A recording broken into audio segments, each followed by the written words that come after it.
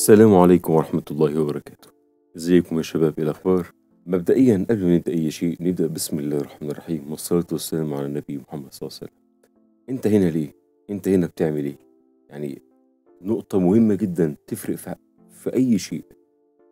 انت هنا في كورس ايه وبتاخد ايه؟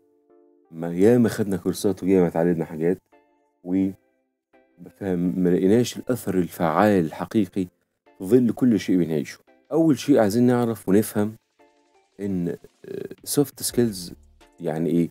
المهارات الشخصيه ديت او مهارات التعامل مع الناس حواليك، ودي مهاراتك اصلا اللي بتخليك فضل منة الله مرتاح نفسيا في الحياه. المهارات الناعمه الاحترافيه دي فضل منة الله عمود وركيزه اساسيه، زي او بتتركز مع العواميد ديت. واحد، الدين الاسلامي وعدم التهاون في علاقتك مع الملك سبحانه وتعالى او عصيان الله.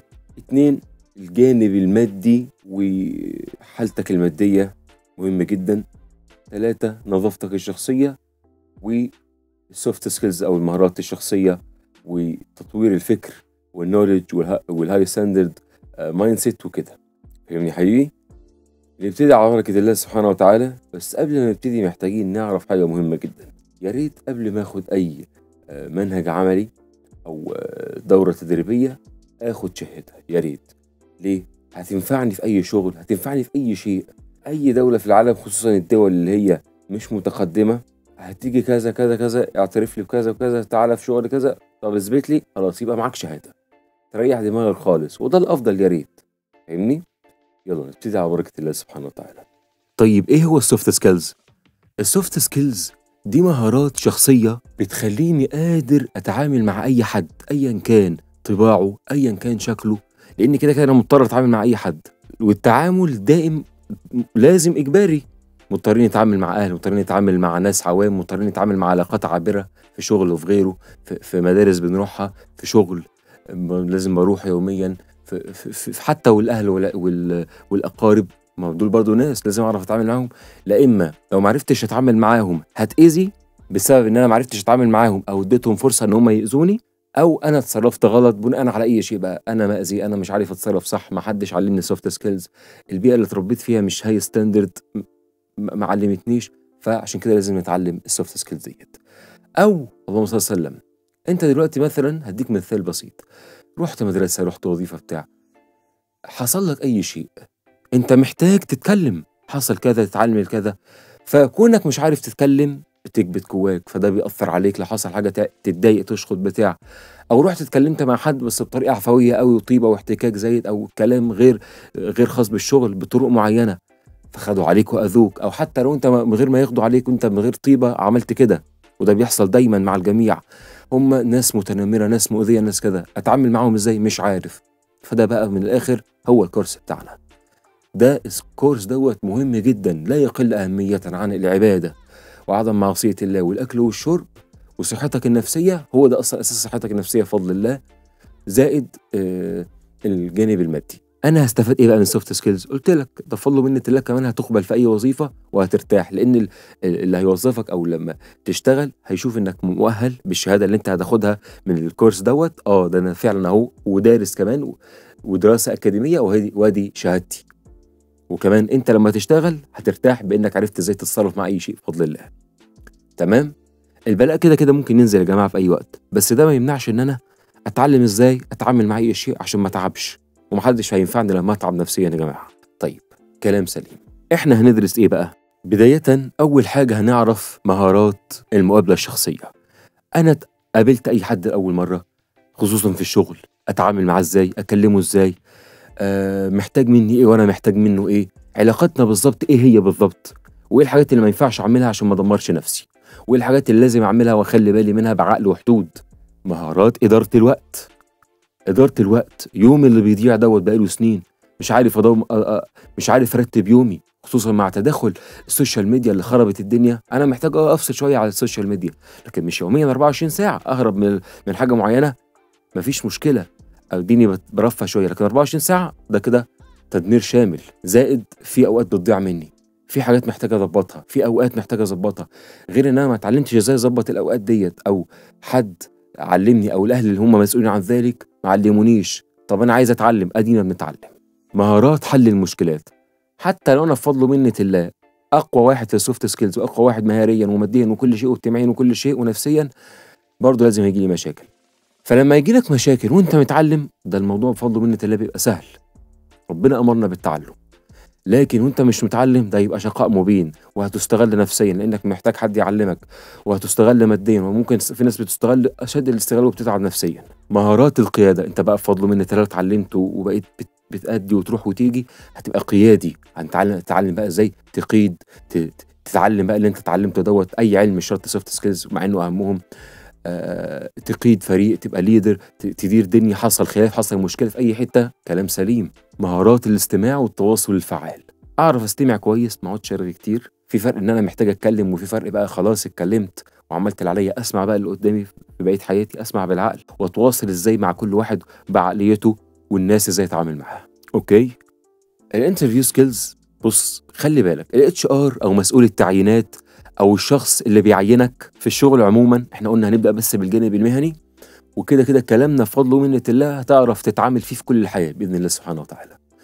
من خلال كلامك مع الشخص اللي بيعمل لك الانترفيو او الاتش ار، بيعرف كل حاجه وبياخد باله من كل حاجه، ومن حاجات يمكن انت او ممكن انت مش واخد بالك انها مهمه جدا، او حاجات انت عارفها او عارف انك عندك خلل الحاجات مش قد كده في كده، بس للاسف انت ما عندكش القدره او المعرفه عشان تغيرها. فعشان ما توجعش قلبك ولا تحتك كتير مع حد، هو الرد دايما بيكون على قد الحدث بالعقل والود. تمام.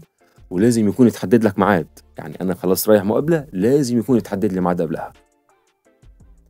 طيب بالنسبه للشهاده بتاعت الكورس اللي احنا بنتعلمه دوت بتاع السوفت سكيلز، دي هتاخدها مننا، هتطبعها باعلى جوده، هتاخدها وهتطبعها وهتقدمها مع السي في، بعد ما تذكرها في السي في هتقدمها برضو وانت بتذكرها في السي في.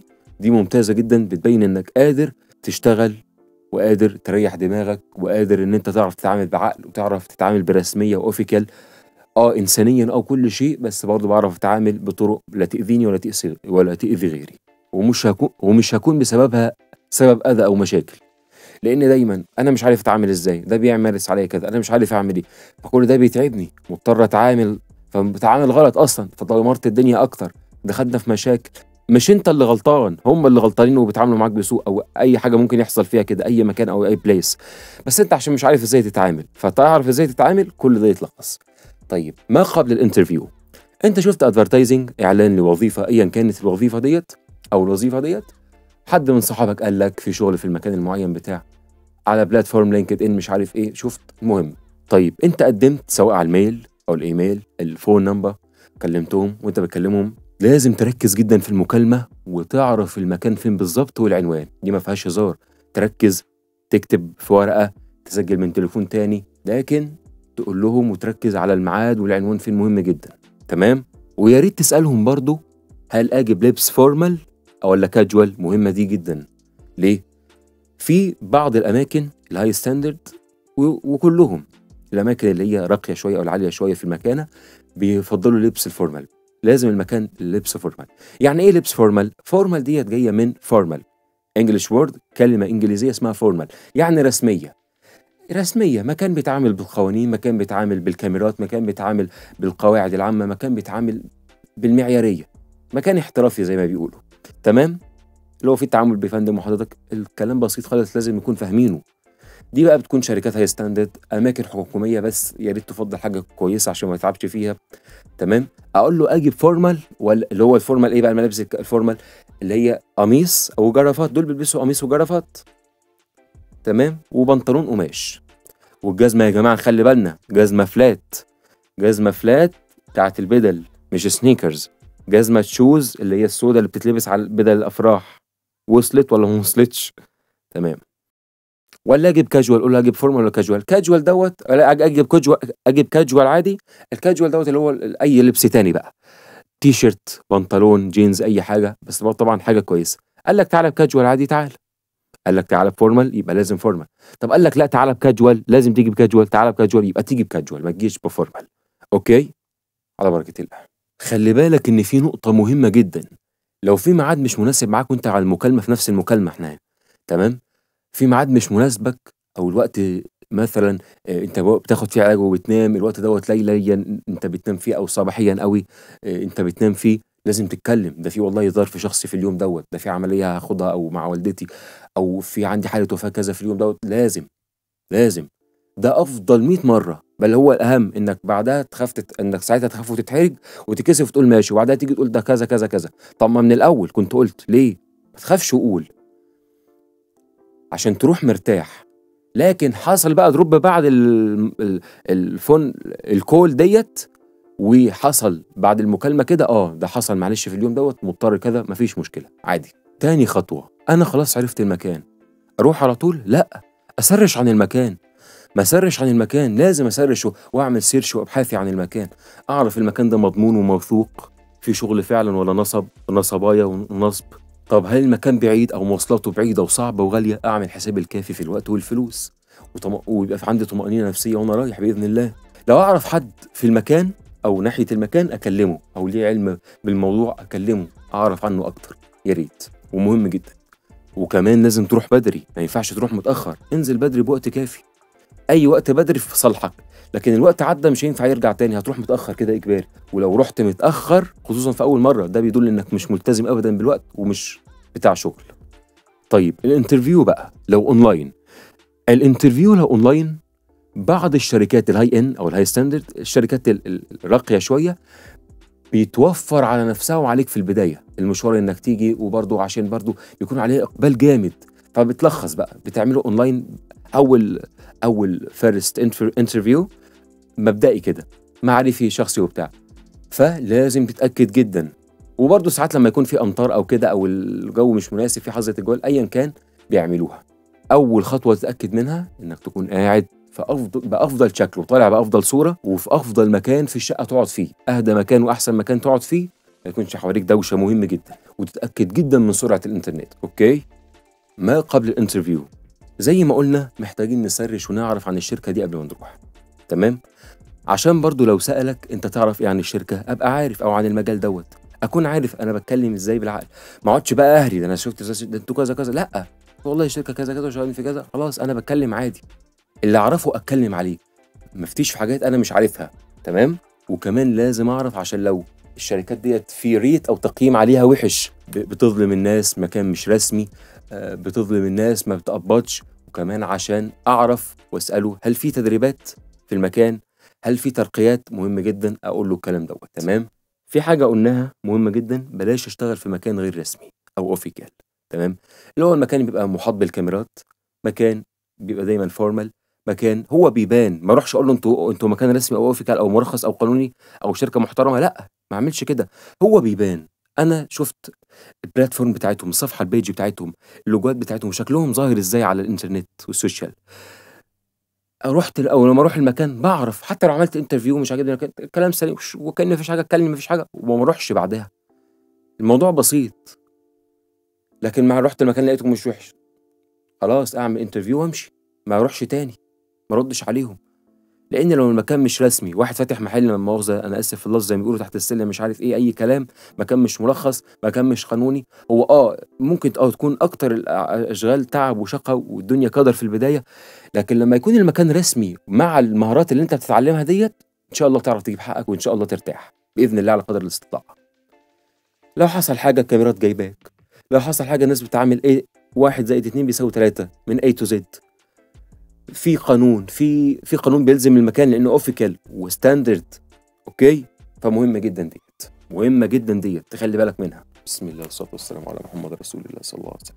خامس حاجه، الشخص اللي هيعمل لك انترفيو مهم جدا لو تعرف تسال على الشخص دوت قبل ما يعمل لك انترفيو. وكده كده في مصر او في الاماكن اللي هي مش لاكجري ستاندرد، مش اماكن فخمه قوي، مش بيتيح لك انك تعرف عنه، هو بالنسبه له يا دوب هي الانترفيو ونخلص. فانت كده لما تقعد معاه هتعرف الشخص دوت من كلامه معاك هل بيتكلم كتير، يعني ايه شخص بيحب تحليلات وكلام كتيره وتفاصيل وديتيلز كتيره، يعني بيتكلم ازاي. لو انا مثلا في مجال الريستورنتس والمطاعم، لما تيجي تبدا بتشيك على ايه الاول، بتفتح المطعم بتشيك على ايه الاول، بتبدا في السندوتشات، ولا بتبدا بتبص على البضاعه، ولا بتبص على المنتجات والبرودكتس، ولا الاجهزه، بيحب يتكلم في كل التفاصيل. اتكلم معاه عادي بالعقل والاحترام، هتلاقي برضه بيتكلم طب ده الشركه الفلانيه مش عارف ايه، نظام مش عارف ايه كذا، ده مرتباتهم عاليه، ده مش عارف ايه، ده نظام الدنيا هناك كويسه وخربانه. اتكلم بالعدل والاحترام وخد معاه ودي. تمام. واحد تاني بيحب كلام على قد، مش منفتح، على قده. انت عندك كام سنه، مهاراتك ايه، هات الشهاده بتاعتك، هات السي في، اشتغلت فين قبل كده، المرتب المتوقع ايه، مش عارف ايه. وهنتكلم في الاسئله ديت دلوقتي، بس هو بيتكلم على قد حاجه خلاص. اتكلم برضه بادب واحترام على قد الكلمه وخلاص، مهم جدا. تمام. خلي بالك لو الشخص اللي بيعمل لك انترفيو على قده، لاحظت ان هو على قده ومش اللي هو يعني مش اللي هو يعني مش مهاراتك انت من الاخر اعلى منه، شايف نفسك فاهم اكتر منه، اعلى منه، اوعى ابدا ابدا تقل منه. ده ما يحيلكش انك تقل منه. انت ممكن يجي لك في دماغك مثلا طب انا هعمل كذا عشان ابين له ان انا كذا، لا اوعى تعمل دي. اوعى تبين انك اعلى منه، او تعمل كده عشان تعرفوا ان انا عندي مهارات اعلى منك كده. دي جزء انساني سيء، بلاش تعمله. ده مش صح اصلا يا ابني. ليه تعمله؟ ليه تعمله؟ تعامل معاه بادب واحترام وكل شيء، ومش شرط تقول الكلمه دي خالص. بلاش، وخطأ. محتاجين كلنا نحترم بعض حتى لو مش في شغل.